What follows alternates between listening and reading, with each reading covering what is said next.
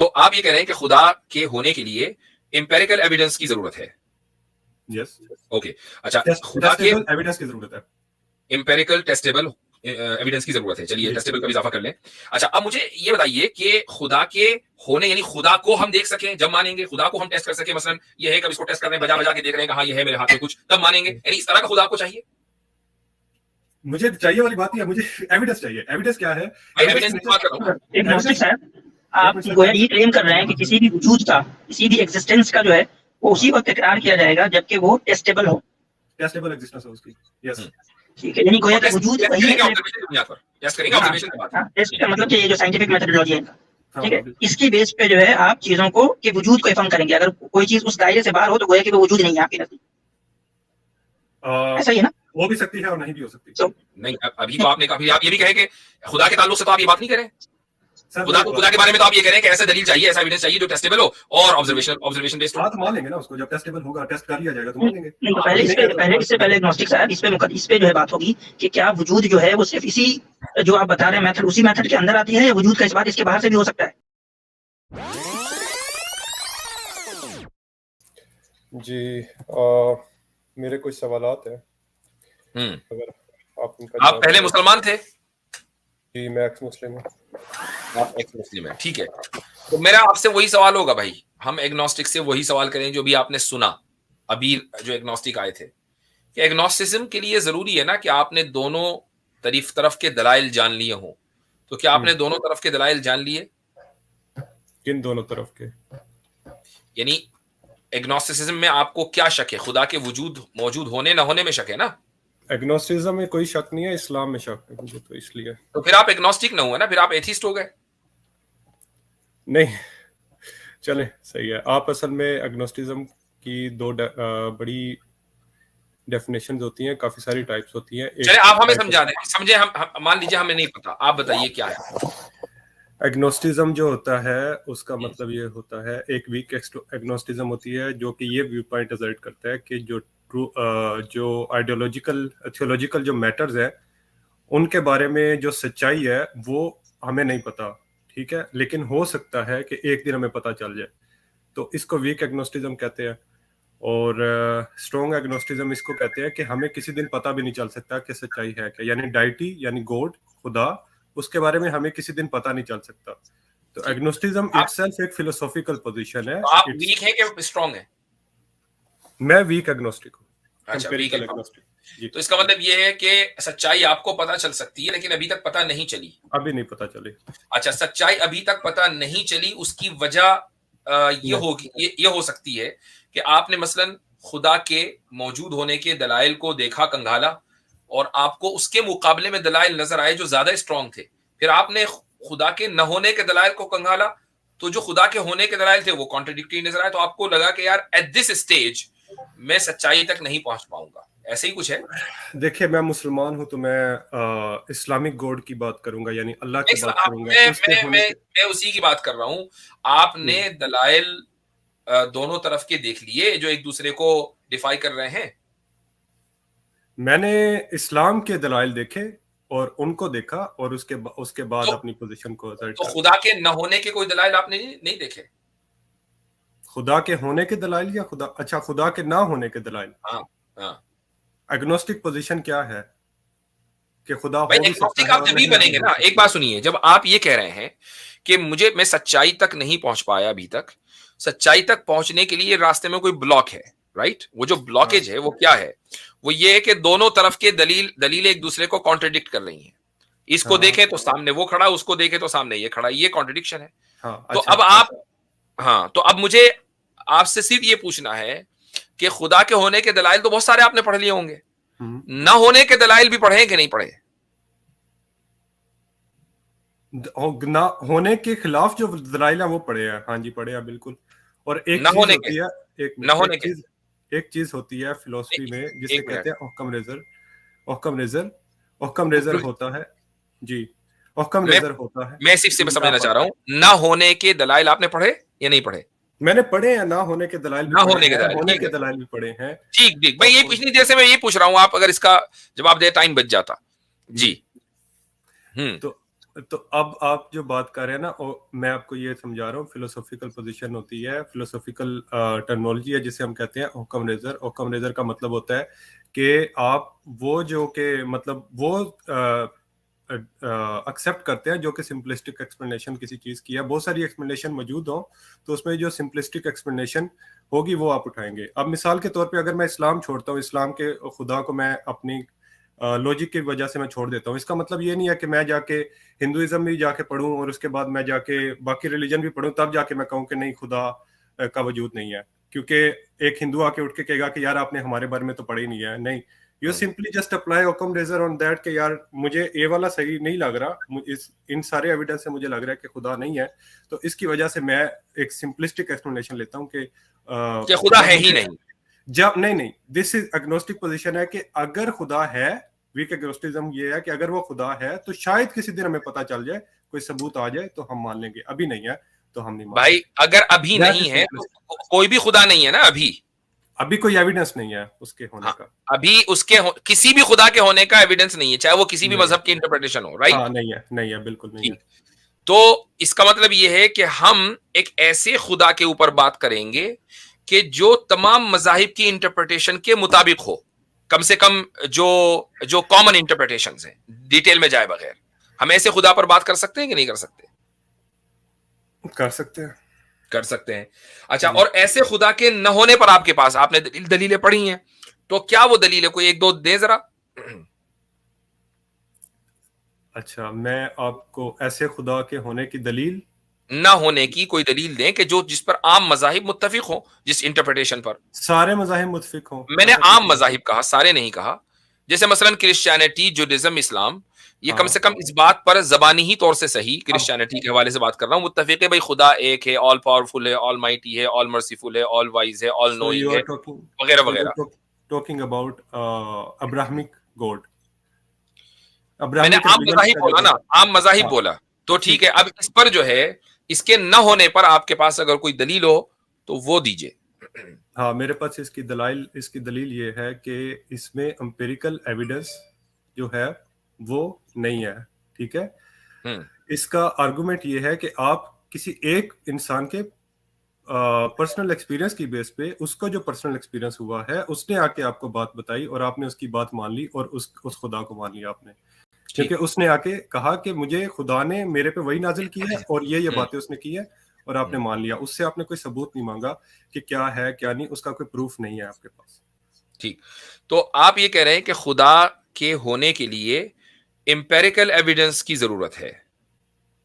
Yes, okay, अच्छा, खुदा के एविडेंस की जरूरत है, एम्पिरिकल टेस्टेबल एविडेंस की जरूरत है। चलिए टेस्टेबल का भी इजाफा कर लें।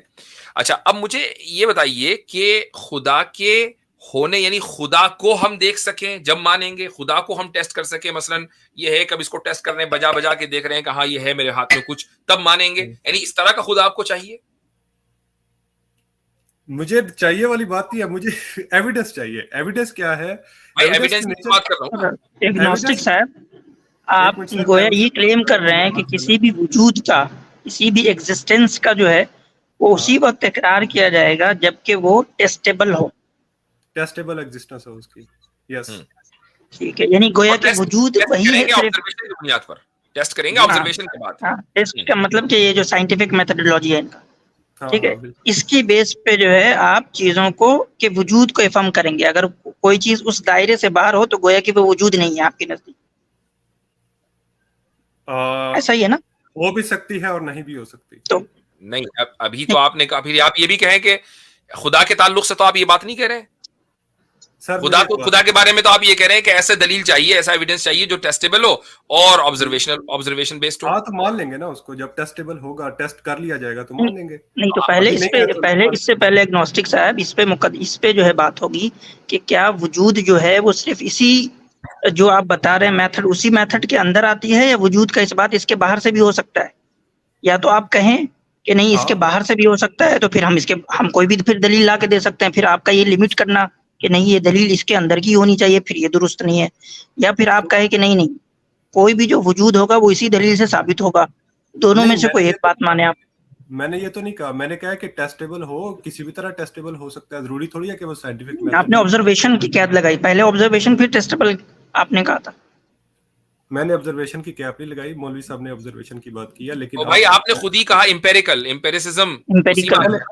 चले सही है, आप टेस्टेबल सिर्फ ले ले, ठीक है, किसी भी तरह नहीं आप कुछ भी मेरी तरफ गढ़ दे, कह रहे चले सही है, आप खुद बोला आपने एम्पेरिकल। अच्छा मैंने मतलब एग्नोस्टिक साहब आपका क्राइटेरिया क्या है ये खुद अभी तक तय नहीं है। नहीं आप बीच पे नहीं बोले, मैं मौलवी साहब से बात कर रहा था, आप बीच नहीं वो भी मौलवी साहब है भाई, वो भी मौलवी साहब है, दोनों फोटो देख के नहीं लग रहा मैं मौलवी साहब नहीं आप है मौलवी साहब, लेकिन ये जरा डेंजरस मौलवी साहब, इसलिए आप उनसे बात नहीं करना चाह रहे। नहीं चले मैं बात उनसे कर लेता हूँ, फिर एक इंसान से बात कर लेता हूँ, आप मुझे बता दे किससे बात करी, मैं उससे बात कर लेता हूँ। हम दोनों ही बात करेंगे, पूरा पैनल यहाँ मौजूद है, आप पैनल से बात करने के लिए आए हैं। चले आप टेस्टेबल, तो आपने एम्पेरिकल का लफ्ज आप वापस ले लिया। नहीं, एम्पेरिकल हो या टेस्टेबल हो, इन दोनों में से कोई भी हो, I am okay with that, ठीक है। अच्छा ठीक है, तो जी आसिम भाई आप कुछ कह रहे थे। तो मैं चाहता हूँ कि एम्पेरिकल तो बहुत यानी कि समझे कि वेल डिफाइंड वर्ड है, इस टेस्टेबल थोड़ा सा वेल डिफाइंड नहीं है, इसको थोड़ा डिफाइन कर दें कि जब आप टेस्टेबल कह रहे हैं तो क्या मतलब है, क्योंकि जब हम कोई अभी ला के देंगे आपको आर्ग्यूमेंट तो आप कहेंगे नहीं ये टेस्टेबल है ही नहीं, तो पहले वो बता दें टेस्टेबल का मतलब क्या होता है, चख के देख सकते हैं, सूंघ के देख सकते हैं, क्या मतलब टेस्टेबल का। मैं आपको एक मिसाल देता हूँ इस पे, टेक एग्जांपल के एक साइंटिफिक स्पेकुलेशन है कि एक पैरेलल यूनिवर्स हो सकता है जो कि इन यूनिवर्स को मतलब क्रिएट करता है, पैरेलल यानी मल्टीवर्स की एक कॉन्सेप्ट है। तो अब हम उसको अभी हम मान नहीं रहे, बस इट जस्ट एन स्पेकुलेशन, जब कोई टेस्टेबल एविडेंस आ जाएगा मान लेंगे, जो उसका टेस्टेबल होगा उसी तरह का टेस्टेबल एविडेंस। ओ ये गोया आपका टेस्टेबल एम्पिरिकल ही है और कुछ नहीं है। हाँ यही बात है ना, आपने टेस्टेबल को डिफाइन एम्पेरिकल से कर दिया। नहीं आपने अजर्ट किया ना अभी, क्या नाम है, तो भाई आप डिफाइन कर दिए ना कि टेस्टेबल का मतलब मेरे नजदीक ये है। आप कोई एविडेंस जो आपके दिमाग में आर्गुमेंट है आप लेकर आए, मैं फिर बताऊंगा कि वो टेस्टेबल लफ्ज आपका लेकर मैं आऊं, आपने एक लफ्ज इस्तेमाल किया तो यकीनन उस लफ्ज की जो पूरी डेफिनेशन है वो आपके जहन में होगी। जब ये आपने कहा या तो इंपेरिकल हो या टेस्टेबल हो, और टेस्टेबल का लफ्ज आपने बाद में ऐड किया इंपेरिकल के बाद, तो कोई ना कोई उसके पीछे मकसद होगा उस लफ्ज के इस्तेमाल करने का, तो वो आपको पता होना चाहिए ना मेरे भाई। मुझे पता है, लेकिन मैं अभी आपको तो क्या है, नहीं मिसाल नहीं, आप उसको डिफाइन करें, आप उसको डिफाइन करें। वो मिसाल इस पर सादिक नहीं आ रही। आपने कहा कि हम इसलिए नहीं मान रहे मल्टी यूनिवर्स क्योंकि अभी उसको टेस्ट नहीं किया। भाई टेस्ट कैसे करेंगे बताइए, कैसे होगा? एक काम करता हूँ, आपको मैं सारा बता देता हूँ कि टेस्टेबल क्या होता है। एक मिनट अभी रुक जाइए, वो आप बताएंगे, अभी रुक जाइए। मल्टीवर्स थ्योरी को आप जब मानेंगे जब उसका टेस्ट हो जाएगा, तो कैसे होगा उसका टेस्ट? क्या आपके नजदीक उसका मेयार है, उसका टेस्ट कैसा होना चाहिए? ये तो साइंसदान नहीं बता सकते, तो मैं कैसे बता सकता हूँ इस वक्त। वाह भाई, यानी आप मानेंगे जब टेस्ट हो जाएगा, लेकिन आप खुद टेस्ट नहीं करेंगे, साइंसदान करेंगे। मैं खुद टेस्ट करूंगा। अभी तो आपने कहा साइंसदान बताएंगे, तो साइंसदान अगर किसी साइंटिस्ट ने, या हो सकता है मैं कल को करके उस चीज को टेस्ट कर लेता हूँ, तो मेरे पास तो यानी साइंसदान की बात नहीं मानेंगे? साइंसदान की बात मानूंगा, हो सकता है मैं की बात मानेंगे ना, एक्सपर्ट की बात मानेंगे, खुद टेस्ट नहीं करेंगे या खुद करेंगे? सुन लेना बात सुन लेना। अब अगर मैं एक लैब में काम कर रहा हूँ, साइंसदान ने मुझे बताया कि रजिस्टर में से इतना करंट गुजारे तो इतना वोल्टेज, या इतना वोल्टेज हो तो इतना करंट गुजरता है, ठीक है। अब साइंसदान ने करके मुझे बताया, मैंने वो टेस्ट कर लिया लैब में, जिस तरह से उसने बताया रिप्रोड्यूसेबल वो चीज है, ठीक है। अब आप खुद टेस्ट करेंगे मल्टीवर्स का? यार अगर कोई साइंसदान आके मुझे बता देगा, हो सकता है कि मैं अगर अपनी लैब में सेटअप कर सकता हूँ मल्टीवर्स का, तो मैं कैसे करेंगे? उसका क्या मेयार आपके नजदीक है वो बताइए। कोई लॉजिक होगा उसके पीछे, क्या लॉजिक करें, कोई रीजन कुछ भी, मतलब यानी इसका मतलब अकली बुनियादों पर आप कर सकते हैं, इंपेरिकल जरूरी नहीं है। हाँ अकली बुनियादों पे कर सकते हैं। Logic is also part of, मतलब थॉट एक्सपेरिमेंट्स जो होते हैं वो लॉजिक की बेस पे ही होते हैं, तो आप उस अच्छा, तो फिर इसका मतलब ये हुआ कि अगर अकली बुनियादों पर ये खुदा का वजूद साबित हो जाए, तो ये जरूरी नहीं है कि आप फिर एम्पेरिकल एविडेंस की डिमांड करें, राइट? हाँ ठीक है, ठीक जी। आसिम भाई जी, तो इसमें बहुत सारे हमारे पास तो इतने आर्गुमेंट है कि बात करें तो पूरी रात हो जाए। चले मैं बहुत सिंपल सा एक आर्गुमेंट पूछता हूँ आपसे। आप जो है वो कंटिंजेंट हैं, यानी आप जो है वो यानी खत्म होने वाले हैं या हमेशा रहने वाले हैं? मैं खत्म होने वाला, मेरी मतलब यानी जो डिपेंडेंट है, आप डिपेंडेंट हैं। हाँ, जिस्मानी जिंदगी है वो खत्म होने वाली है, आप बिल्कुल। डिपेंडेंट है ना, हाँ ठीक है। तो ये आप जिस पे डिपेंडेंट है वो भी डिपेंडेंट होगा। हाँ बिल्कुल। चल, तो ये डिपेंडेंट की सीढ़ी कहीं ना कहीं जाके तो रुकेगी ना, किसी ऐसे पिलर पे तो रुकेगी जो इंडिपेंडेंट हो। जरूरी थोड़ी है। जरूरी है? नहीं जरूरी है तो फिर आपका एग्जिस्टेंस यहाँ पे हो ही नहीं सकता। With in this time and space तो हम जाएंगे तो हम, अगर आप कहें कि कोई इंडिपेंडेंट उधर पिलर नहीं है खड़ा हुआ जो सारे डिपेंडेंट को संभाले हुआ है, तो फिर आप आए कहाँ से? बिग बैंग की थ्योरी का पता है आपको? भाई ये सब बचकाना बातें हो गई, थ्योरी का पता है ये? नहीं, आप नहीं, सीधा मेरे आप इसका आंसर करें कि जो डिपेंडेंट है वो अगर कहीं इंडिपेंडेंट पिलर पे नहीं रुकेगा तो क्या आपका एग्जिस्टेंस यहाँ पे होगा? हो भी सकता है। कैसे हो सकता है? कैसे? हाँ, इसको साबित करें। आपको बिग बैंग का पता है? अरे यार नहीं, सवाल पूछ रहा हूँ ना आपको। आप इसको साबित कर लीजिए पहले, वो पता होता रहेगा, हम साबित कर लीजिए। आपने अभी तक जितनी बातें बताई उससे 10 बातें हमें आगे पता है। आप उसको साबित कीजिए कि अगर ये सिलसिला कहीं ना रुके तब भी आप एग्जिस्ट कर सकते हैं, बावजूद है कि आप कंटिंजेंट हैं, और कंटिंजेंसी का ये सिलसिला हमेशा चलता रहे इन्फिनिटली, आप तब भी मौजूद होंगे। इसको साबित कीजिए। नहीं, मैं नहीं हो सकता। अगर इन्फिनिटी चलता रहेगा तो फिर नहीं हो सकता।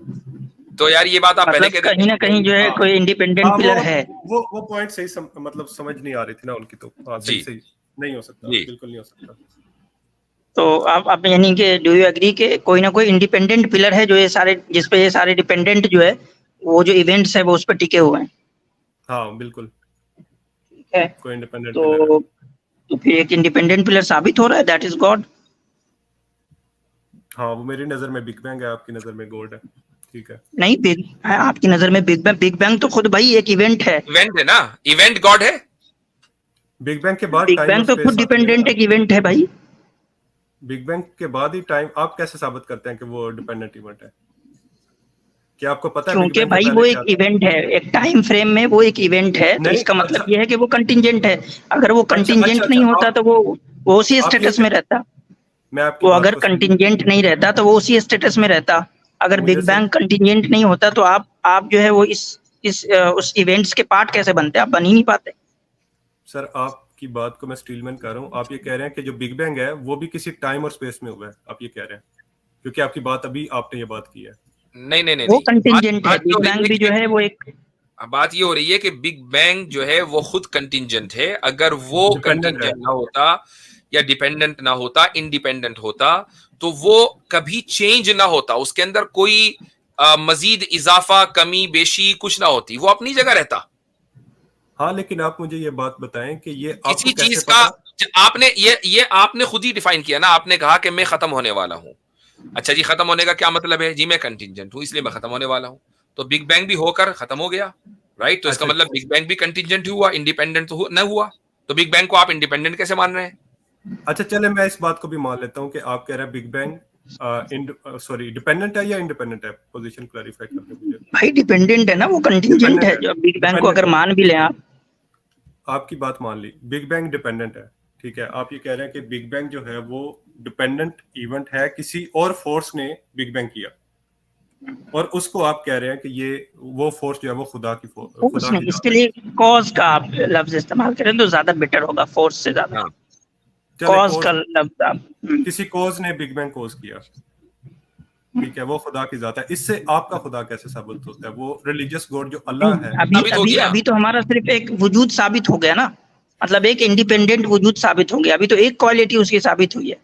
अभी धीरे धीरे, अभी स्टेप बाय स्टेप चलेंगे ना। पहली सीढ़ी तो माशाल्लाह आपने हमारे साथ तय कर ली कि आपने एक इंडिपेंडेंट बीइंग के आप कायल हो गए। ठीक है, हो गए नहीं? एक मिनट, ये for the sake of argument है या हो गए? मैं आर्गुमेंट समझना चाह रहा हूँ, ठीक है, मैं बात समझ। तो इसका मतलब अभी नहीं हुआ है। तो आर्गुमेंट समझ लीजिए आगे बढ़ने से पहले। देखिए, जब आप भाई जो सुन लीजिए, जब बिग बैंग आपने खुद मान लिया कि बिग बैंग डिपेंडेंट है, तो उसके पीछे जो कॉज होगा वही इंडिपेंडेंट होगा। तो एक इंडिपेंडेंट कॉज के जिसको हम खुदा कहते हैं, आप उसके वजूद के कायल हैं कि नहीं? किसी कॉन्शियस वजूद के कायल जरूरी नहीं, अभी उसको कॉन्शियसनेस का भी छोड़ दें, अभी सिर्फ एक इंडिपेंडेंट वजूद के कायल हैं कि नहीं? इंडिपेंडेंट कुछ भी हो सकता है भाई, वो बात देखेंगे बाद में। अभी साबित करेंगे। आप इस इंडिपेंडेंट वजूद के एग्जिस्टेंस के कायल हो गए कि नहीं हो गए? क्यों इतना डर लग रहा है?